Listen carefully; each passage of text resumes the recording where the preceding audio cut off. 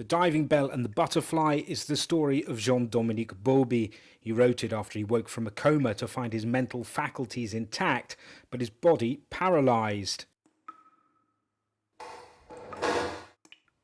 The condition is called locked-in syndrome. Patients are fully conscious but are unable to move and therefore communicate. They're effectively imprisoned in their own bodies. Now, Jean-Dominique Bauby was able to blink his left eye. With the help of an assistant who read out letters from the alphabet, he wrote a book that has given us a rare insight into the internal lives of those suffering from this hellish condition.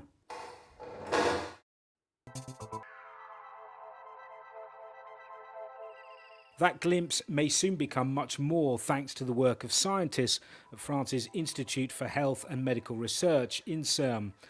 They've come up with a system called Open Vibe that, rather than relying for communication on a part of the locked-in patient's body that still moves, instead responds directly to the electrical activity in the brain.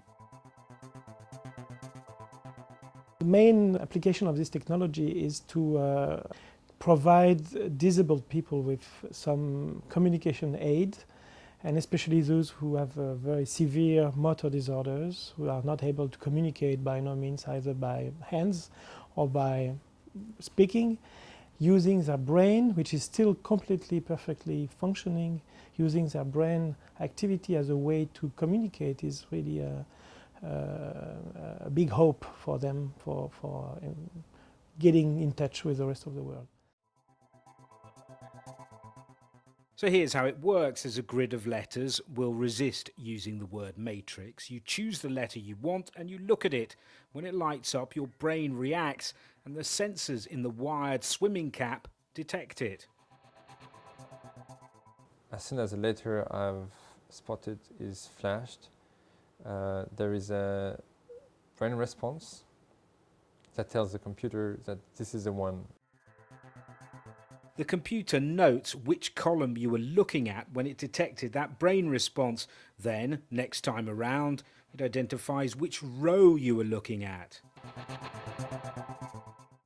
So by crossing the information of which row and which column have been flashed, you can guess which letter I want. Simple. It's still slow and painstaking, but with software that predicts words as you write them, the whole process could be sped up. Essentially, the same technology is also being used at France's Digital Technology Research Centre in Ria to turn thought into action in the virtual world. In this case, patients have to imagine they're moving their limbs to stimulate the part of the brain that commands that movement. This is then detected by electrical sensors which cause virtual objects to move. In this case, a spaceship from Star Wars is made to launch, or a ball go from left to right. Most groundbreaking of all is the suggestion that Open Vibe might not just help locked-in patients, but also a category of patient we've assumed to be entirely beyond reach, those in a coma. We always think that they are not able to communicate or they are not able to understand what we are telling them, but there are some indicators now from neuroscience research that they could have a way to understand our talk, our words, and probably their brain would be able to react to this, even though they are not able to move.